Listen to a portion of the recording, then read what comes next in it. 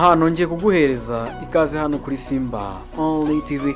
Nizere ko ukomeje kumera neza kabisa, nizere ko ibintu bimeze neza.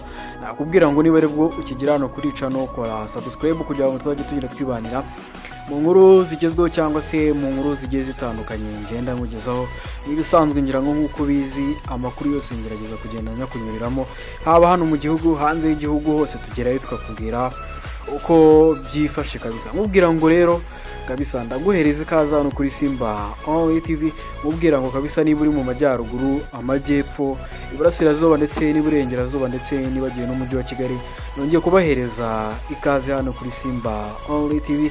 Nanakubwira ngo kabisa niba uri hanze y'igihugu nabwo nongeye kuguhereza ikaze hano kuri Simba Only TV. Mubwira ko ushobora no kunyarukira ku mbuga nkoranyambaga zanjye zose ukamfollowinga, hose banyita Simba Only, ubundi bwo ukamereza igitekerezo cyawe tujya tugenda twibanira mu nkuru zigiye zitandukanye ngenda nkugezaho gatanu kuri gatanu. Nakubwira ngo rero cyangwa se uno munsi ushaka kwibaza ngo nkuzaniye ayahe makuru. Uno munsi nkuzaniye amakuru y'imikino. Ngira ngo urabizi ko nkuko nabikubwiye nkugezaho ubuzima bw'ibyamamare, nkakugezaho amakuru ya siporo, nkakugezaho amakuru ya showbiz, amakuru ya training news. Gusa uno munsi none nakuzaniye amakuru y'imikino. Ushaka kwibaza ngo nkuzaniye ayahe makuru y'imikino. Uno munsi nanyarukiye mu ikipe y'igihugu iri kwitegura umukino wo guhura na Senegal kuri uyu wa gatandatu. Ushobora kuba wibaza ngo nkuzaniye ayahe makuru, nibyo nje mu kanya nkakugezaho. Nakubwira ngo rero uze kureba ikiganiro cyose ukirangiza cyane yuko biraba ari fresh sana cyane. Nakubwira ngo kabisa nanagushimira wowe udahwema kutwereka yuko udukurikirana, wewe wakoze subscribe kuri channel. Nakubwira ngo nawe niba utarayikora kora subscribe kugira ngo urusheho kwinjira mu banyamuryango bacu cyangwa se mu bakoze sub, kugira ngo nawe ujye urushaho kugenda yibonera amakuru agezweho cyangwa se ibintu bigiye bitandukanye. Nkuko natangiye mbikubwira, ufite inkuru idasanzwe cyangwa se ufite igitekerezo wenda kuma, wanyandikira ku mbuga nkoranyambaga zanjye, hose banyita Simba Only, cyangwa se ukanyandikira message bwo ubundi tukiganira. Cyane ko nifuza kunyandikira kuri WhatsApp cyangwa se kumpamagara, waza kunyandikira kuri iyo nimero ibiraho hasi, cyangwa se nuza no kureba ikiganiro cyose ukagisoza uraza kuba uyibonaho. Ufite inkuru idasanzwe wifuza kuvugana nanjye niho wabinyuza. Ngiye banyita Simba Only, umutasi mukuru mu murwa mu mukano mu gihugu cyacu +250 mu muka mu gihugu cyacu cy'u Rwanda. Nakubwira ngo nawe niba nkurikiranye uri mu gihugu cyo hanze, nongeye kuguhereza ikaze hano kuri Simba Only. Nizere ko ibintu bimeze neza cyangwa se nizere ko ibintu ari fresh sana cyane. Ngira ngo rero nkuko mwatangiye mubibona aho ngo ku mafoto, ndaje nangire n'amakuru yanjye kabisa atandukanye y'imikino naguteguriye. Uno munsi nahisemo kuza kuba ninjira mu ikipe y'igihugu. Ese Amavubi azakina ku isaha sangahe? Ese nawe bakinyi bazabanzamo nayahe makuru ahari? Byose nibyo naguteguriye hano kuri Simba Only TV. Nakubwira ngo gumaho nze muramburire buri kimwe cyose. Okay, nizere ko rero ibintu bimeze neza cyane kabisa. Ibisanzwe nizere ko umeze fresh sana cyane. Rero nkuko natangiye mbikubwira aho hejuru, uno munsi naje kabisa mu makuru y'imikino. Amakuru y'imikino nta kindi nkuzaniye.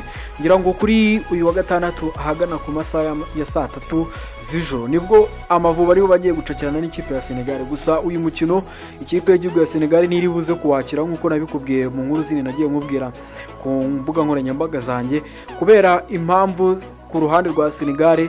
Niyo mpamvu match y'Amavubi yahisemo kuba itangira saa 3. Ngira ngo ni igihugu cya Senegal cyabishatse.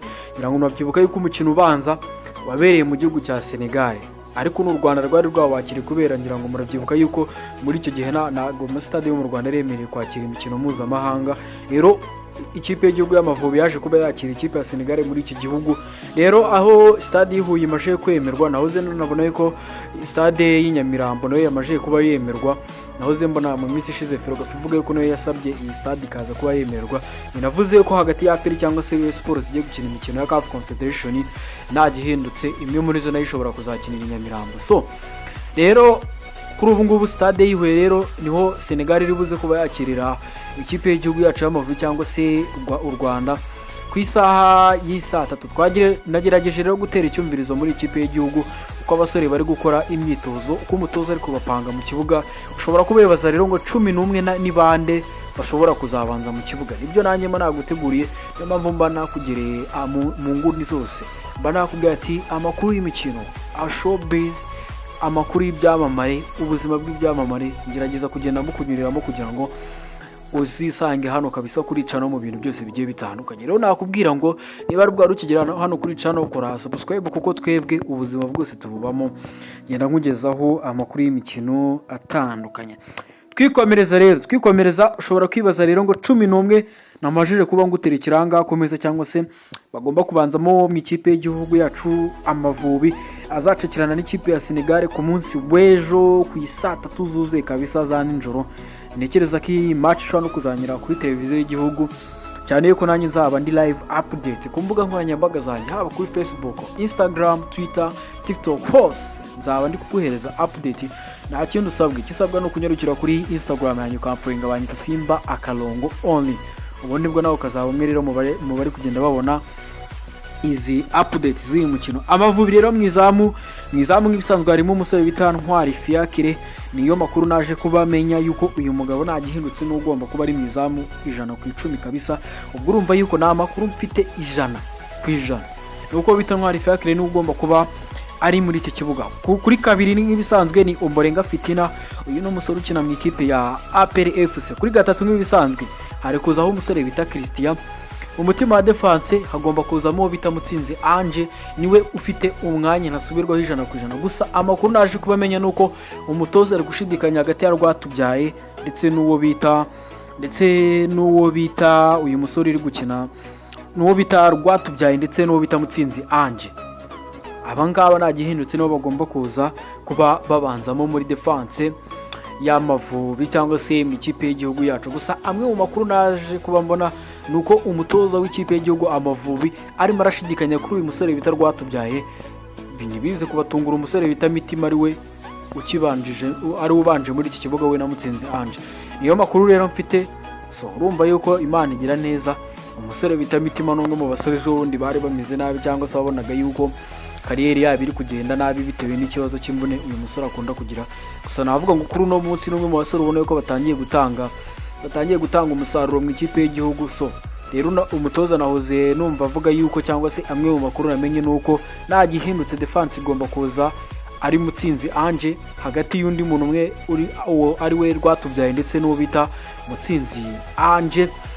Hagati ya Mutsinzi Ange rero nkuko nari mbikubwiye sore ho gato mu mbabarire, Mutsinzi Ange no ugomba kuba ari muri defense, hagati ya Rwatubyaye na Mitima agomba kuvamo umwe uzakinana n'uyu musore. Ngira ngo nkuko nabikubwiye ku mbuga nkoranyambaga zanjye nuko bita Manzitseri atari mu gihugu cy'u Rwanda bitewe n'impamvu ze ku giti cye. Rero dukomeje muri Mediane, cyangwa se babiri bari zaba bari muri Mediane, n'umuntu bita Jihad ndetse n'umuntu bita Ruboneka rero n'umuntu bita Jihad nibo bazaba bari muri defense. Imbere yabo gato hari umusore bita Muhajiri Rewana kabisa, uyu ni umusore uri gukina mu ikipe ya Police FC. Rero azaba ari gukina imbere ya Jihad ndetse n'uwo bita Ruboneka Jean Bosco. Umwataka cyangwa se nimero 9 bamwita Nshuti Innocent. Uruhande rumwe kabisa ruriho uwo bita Barafinda, ndetse urundi ruhande ruriho uwo bita Byiringiro Rage. Abangaba rero nibo 11 nakubise icyumvirizo hari uko bari gukora imyitozo. Nza kubamenye ko amakuru nagihindutse. Iyi niyo kipe ibuze ko bibanzamo mu Mavubi. Wenda mbasubiyemo nirukanga cyane. Mwizamu ni Ntwari Fiacre, kuri kabiri no Ombolenga Fitina, kuri gatatu ni Christian, kuri kane ni Mutsinzi Ange afatanyije na Rwatubyaye cyangwa se Mitima. Muri Mediane cyangwa se hagati mu kibuga hari abarimo bita Jihad ndetse n'uwo bita Ruboneka. Imbere yabo gato hari uwo bita Muhajiri. Uruhande rumwe ruriho uwo bita Barafinda, urundi ruhande ruriho bita Byiringiro Rage, batakisha Nshuti Innocent kuri nimero 9. Ushobora kwibaza rero ngo ikipe y'igihugu yacu isizabona amanota 3, cyane ko mvuga yuko birasa nk'ubundi nkaho ni umukino wo kurangiza umuhango, cyane ko niyo umukino twawutsinda amazi yarenze inkombe biragoye cyane ko twakerekeza twaba twabona itike. Bisa nk'ibyarangiye. Senegal rero amakuru naje no kubamenya, ikipe ya Senegal nubwo yazanye abakinnyi bakiri batoya kandi nubwo bakina hanze, abanyarwanda ntibaze kwiyaranga iyi match turaza kwitsinda mu buryo bworoshye. Iyi ni match ikomeye cyane kuko nahoze mbona yuko ikipe ya Senegal bamwe mu bari janderi b'ikipe bavuze ati nimuramuka mutsinzwe n'ira kipe tukamanuka ku mwanya wa rank cyangwa se urutonde ngaruka mwaka rwa FIFA cyangwa kwezi rwa FIFA, tukaramuka tumanutseho gatoya mwabasore. muraba mufite ibibazo. So urumva yuko rero ni match iri buze kubikomeye ku ruhande rwa Senegal, bivuze yuko ni to or die, bagomba kwitsinda cyangwa se bakayinganya. So ayo rero namwe mu makuru nari mufite, cyane yuko none nahoze mbona n'umutoza avuga yuko rwose ngiyi match barashaka kwikina ku rwego rwiza. Nahoze mbona avuga yuko afite groupe nziza yiganjemo abakinnyi bakiri batoya. So urumva rero ko n'umutoza yavuze ati cyangwa se yijeje abanyarwanda yuko aravuga ati ngewe iriya match niturangiza kwikina ndashaka yuko buri munyarwanda wese azavuga ngo kabisa dufite ikipe nziza. So ni ukwibaza ngo rero Amavubi na Senegal bizarangira gute? Ese wowe urebye iki kiganiro bizarangira gute? Iyi match urayibona gute? Uraza kumereza igitekerezo cyawe kabisa hano kuri iki bucano cyangwa kuri Instagram, Facebook, ku mbuga nkoranyambaga zanjye hose, cyane yuko ndibuze kuba mbishyiraho. Nagushimira rero nkubwira ngo ukomeze kugira ibihe byiza, ukomeze kugira weekend nziza. Nagushimiye wowe wamaye umwanya wawe kugira ngo urebe hano iki kiganiro cyose kirageza hano kuri Simba Only TV. Mwifurije kugira weekend nziza. Nakubwira ngo kabisa niba warebye iki kiganiro utameze neza nkuko buri munsi mpora mbikubwira, iyo nanjye ndabikubwira, ariko niyo ntatangiye mbikubwira ngomba gusoza mbikubwira. Niba utameze neza no kwihangana, ntabwo twese tuba tugomba kumera neza. Uyu munsi wagize amahirwe bikamera neza, birashoboka yuko ejo bitamera neza. Rero niba wagira amahirwe kugira ngo bimere neza, nakubwira ngo komeza usenge cyane, birashoboka yuko ejo byamera neza. Amakuru yacu rero nakagaruka. Ciao.